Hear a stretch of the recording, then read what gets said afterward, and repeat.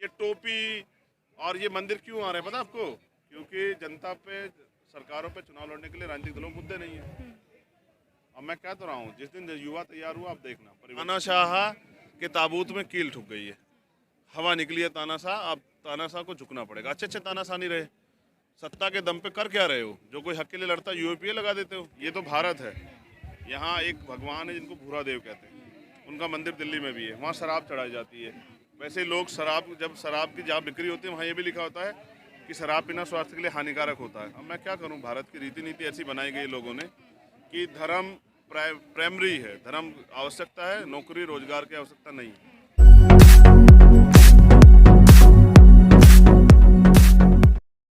शामिल है, अभी तो जाति धर्म के टुकड़ों में शामिल है। जिस दिन वो अकेले लड़ेगा तो मैंने क्या कहा, बहुत लोगों की कुर्बानी से आज़ादी आई, और अगर ये गुलामी जिससे मुक्ति चाहते हैं उसके लिए भी लड़ना पड़ेगा। सर, मथुरा में सर एक नया नारा दिया जा रहा है, कैसे देखते हैं 8 लाख युवा? कहाँ है वो 8 लाख युवा? सर पोस्टर तो लगे हैं सर जगह जगह। अब पैसे हैं, जनता के पैसों को चाहे पोस्टर लगा दो या कुछ भी कर दो। अब तो ये रोटियां रखी हुई है मेरी, लोग, मैं तो लेके आया हूँ, रोटी रोटी के लिए मोहताज है देश के अंदर। आप कह रहे हैं कि 8 लाख युवा रोजगार मिले, 69,000 शिक्षक भर्ती का जो संवैधानिक अधिकार दलित पिछड़ों को वो नहीं दिया। योगी जी की असलियत तो सब लोग जान गए। अब रैलियों में भीड़ जनता से नहीं हो रही है, बसें सरकारें लगा लगा की जा रही हैं। बाकी जनता चुनाव में जवाब दे रही है, हम लोग इलेक्शन में जवाब देंगे। चंद्रशेखर जी, एक नया नारा मथुरा में दिया जा रहा है कि कृष्ण ला हम आएंगे, माखन वही चढ़ाएंगे। हाँ सही तो है, ये मुद्दे तो तब रहे ना सर, ये मेन मुद्दों को दबाने की कोशिश है। अब मैं क्या कह रहा हूँ, ये तो भारत है, यहाँ एक भगवान है जिनको भूरा देव कहते हैं, उनका मंदिर दिल्ली में भी है, वहाँ शराब चढ़ाई जाती है। वैसे लोग शराब, जब शराब की जहाँ बिक्री होती है वहाँ ये भी लिखा होता है कि शराब पीना स्वास्थ्य के लिए हानिकारक होता है। अब मैं क्या करूँ, भारत की रीति नीति ऐसी बनाई गई लोगों ने कि धर्म प्राइमरी है, धर्म आवश्यकता है, नौकरी रोजगार की आवश्यकता नहीं है। इसी का कारण तो हम लोग पिछड़ रहे हैं। मैं कह रहा हूँ धर्म व्यक्ति का व्यक्तिगत मामला है, वो घर तक सीमित है, और किसी को किसी दूसरे के धर्म से क्यों परहेज हो। लेकिन धर्म के नाम पे जो सांप्रदायिकता करके, बंटवारा करके राजनीति की जा रही है, ऐसे लोगों को, ऐसे लोग अच्छे लोग कहाँ कहा जा सकता है। मुझे बुरा तो इसलिए लगता है कि देश का प्रधानमंत्री, जो सबका प्रधानमंत्री, वो भी शामिल हो जाते हैं। वो तो ऐसे जैसे बीजेपी के प्रवक्ता इस तरह की बातें जो है जा कहते हैं। इससे स्पष्ट होता है कि भारतीय जनता पार्टी की तरफ चुनाव लड़ना है। जनता कोरोना से लड़ेगी, जनता महंगाई से लड़ेगी, जनता बेरोजगारी से लड़ेगी, जनता जो कानून व्यवस्था है और जो खामियां उनसे लड़ेगी। महिलाओं के रेप होंगे, हत्याएं होंगी, बच्चे सड़कों पर रहेंगे, आंदोलन करेंगे, और बीजेपी के लोग हेलीकॉप्टर में बैठ के चुनाव लड़ेंगे। चंद्रशेखर जी, आपको ऐसा नहीं लग रहा है कि आने वाले दिनों में प्रदेश में चुनाव है, लेकिन जैसे केशव प्रसाद मौर्य ने एक ट्वीट किया मथुरा को लेकर, और आने वाले दिनों में सारे नेता मथुरा को लेकर ट्वीट कर रहे हैं, आपको लगता है कि यहाँ पर शिक्षा, स्वास्थ्य जैसे रोजगार मुद्दे नाराज दिखेंगे चुनाव में? देखिए, अयोध्या मथुरा गई, अब रोजगार की, अधिकारों की बारी है। इनसे काम चलने वाला नहीं है, जनता बेवकूफ़ नहीं रही है। किसानों को भी, अब किसानों को जब देख गए कि 1.5 साल हो गए वो नहीं हट रहे हैं, तो किसान कानून वापस लेना पड़ा। तो उसी दिन ये तय हुआ देश की राजनीति में कि तानाशाह के ताबूत में कील ठुक गई है, हवा निकली है तानाशाह, अब तानाशाह को झुकना पड़ेगा। अच्छे अच्छे तानाशाह नहीं रहे, सत्ता के दम पे कर क्या रहे हो? जो कोई हक के लिए लड़ता है यूएपीए लगा देते हो। किन लोगों पे लगाई यूएपी दिल्ली में? कौन लोग जेल में है? जो सीएनपीआर एनआरसी के खिलाफ लड़ रहे थे, जिन्होंने दंगा किया वो घर में है, जनता सब देख रही है। कानून का दुरुपयोग किया जा रहा है सरकार द्वारा लगातार, क्योंकि देखा जाए तो किसी भी आंदोलन में जैसी भी आवाज लोकतंत्र में उठाई जाती है उस पर यूपीए लगा दिया जाता है। देखिए, बाबा साहब अम्बेडकर को मानने वाला चंद्रशेखर आपसे ये कह देता है कि बाबा साहब ने कहा संविधान कितना भी अच्छा क्यों ना हो, कानून कितना भी अच्छा क्यों ना हो, लगाने वाले हाथ, लागू करने वाले हाथ और उनकी नीयत पर डिपेंड करता है कि कानून किस तरह से यूज होगा। सरकार में बैठे हुए लोग सरकारी तंत्र का दुरुपयोग कर रहे हैं। जो कानून जनता के हित के लिए बनाए गए हैं उनको, अच्छा अगर मैं हक की आवाज़ उठाता हूँ तो मेरे ऊपर इससे क्यों लग सकती है? क्या राष्ट्र का क्या नुकसान है इसमें? भाई लोकतंत्र तो है ना, लोकतंत्र तो देता है ये ताकत, संविधान देता है, फिर राष्ट्र का क्या नुकसान हो रहा है? जो संवैधानिक सरकारी संस्था उनका दुरुपयोग कर रही है सरकार, चाहे वो सीबीआई हो, ईडी हो, इनकम टैक्स हो, आईबी हो, इंटेलिजेंस हो, इन सब का दुरुपयोग करके राजनीतिक सत्ता साध रही है। जनता जवाब देगी। और मैं तो युवाओं से अपील करता हूँ, पूरे देश के युवाओं से, क्या आपको देश से प्यार नहीं है? जब ये देश गुलाम हो जाएगा, ईस्ट इंडिया कंपनी की तरह यहाँ पूंजीपति गुलाम कर लेंगे, और आपको बोलने के लिए भी आज़ादी, बोलने के लिए भी जो है ना परमिशन लेनी पड़ेगी, तब लड़ेंगे क्या आप लोग?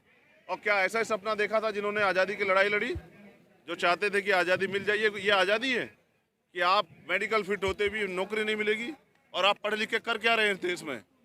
मेहनत मजदूरी के अलावा, सड़कों पे धक्के खाने के अलावा। और मैं तो जानता हूँ ना, मैं जिस क्षेत्र से आता हूँ वहाँ बच्चे सुसाइड करते हैं। क्यों करते हैं? इसलिए क्योंकि सिस्टम उनको अवसर नहीं देता। कोई जितने नौजवान यहाँ खड़े हैं, सब चाहते हैं वो देश की तरक्की में हिस्सेदारी करें और उनका दिल धड़कता है। जब इंडिया का मैच होता है ना किसी से, क्रिकेट मैच, तो उनको ऐसा लगता है कि वो चाहे नहीं खेल रहे लेकिन घर बैठे उनको लगता है कि हम जीत जाएं।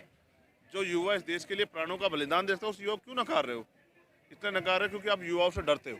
आपको पता है कोई युवा आएगा तो परिवर्तन करेगा। 60 साल का नेता परिवर्तन नहीं करता है, वो समझौता करता है, वो अपने जीवन को आगे बढ़ाने का काम करता है। खत्म होना है। मुझे दिलचस्पी है परिवर्तन में। मैं चाहता हूँ देश के नौजवानों को मौका मिले और महिलाओं को भी बराबर का। क्यों नहीं देते हो मौका? महिला इस देश में पैंट पहनेगी या हाफ पैंट पहनेगी या कैसे कपड़े पहनेंगी, को तय करने वाले तुम हो कौन? तुम्हें किसने दिया अधिकार कि महिलाएं क्या करेंगी? महिलाओं को भी इतना अधिकार जितना पुरुषों को है। वो कहाँ जाएंगी, किस समय जाएंगी, ये वो तय करेंगी। वो शादी किससे करेंगी, ये महिलाएं तय करेंगी। ये उनके पिता और उनके भाई नहीं तय करेंगे। फिर वो महिलाएं आज़ाद कैसे हुई? यूपी के सियासत में टोपी, गमछा, लुंगी ये सियासत हुई। आपकी अगर गमछे पे आ जाए बात तो क्या होगा? हमने क्या कहा है? क्या हमारे गमछे से क्या जनता को रोजगार मिल जाएगा? क्या नौजवानों की समस्या हल हो जाएगी? किसानों को उनका दाम मिल जाएगा? क्या महंगाई खत्म हो जाएगी? क्या ये टोपी और ये मंदिर क्यों आ रहे हैं पता आपको? क्योंकि जनता पे, सरकारों पे चुनाव लड़ने के लिए राजनीतिक दलों को मुद्दे नहीं है। अब मैं कह तो रहा हूँ, जिस दिन युवा तैयार हुआ आप देखना परिवर्तन होगा। और मैं आपसे पूछना चाहता हूँ, क्या पैसे वाले राजनीति करेंगे इस देश में? क्या गरीबों का कोई सपना नहीं है? वो गरीब बच्चा जो मेहनत करके IAS बन सकता है, विधायक नहीं बन सकता, MP नहीं बन सकता, तो क्यों नकार रहे हो? पैसे तंत्र के आगे क्यों दबा रहे गरीबों के सपने को? क्योंकि आप डरते हो गरीबों से। चंद्रशेखर जी, परिवर्तन के लिए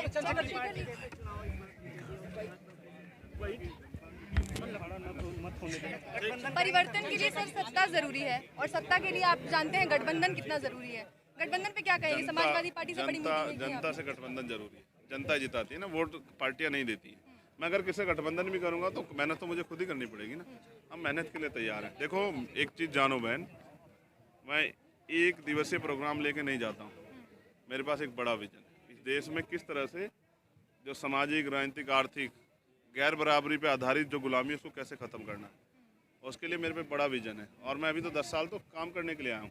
मैं 10 साल आपको ऐसे मिलूंगा सड़कों बैठा हुआ।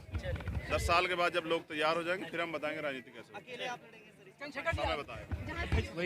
हो गया आने वाले दिनों में प्रदेश में चुनाव है। चंद्रशेखर किस तरह उत्तर प्रदेश के चुनाव को देखते हो? दया दिशा क्या होगी चुनाव की? बीजेपी हार रही। बस अगर सब लोग मिलजुल के बीजेपी के खिलाफ लड़े।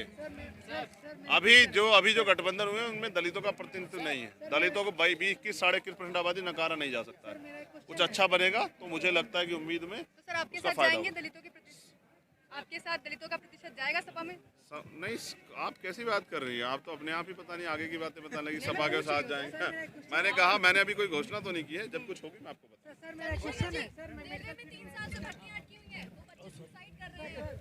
क्यों नहीं करेंगे? इस देश की सरकार की नज़र में वो बच्चे हैं कहाँ? अगर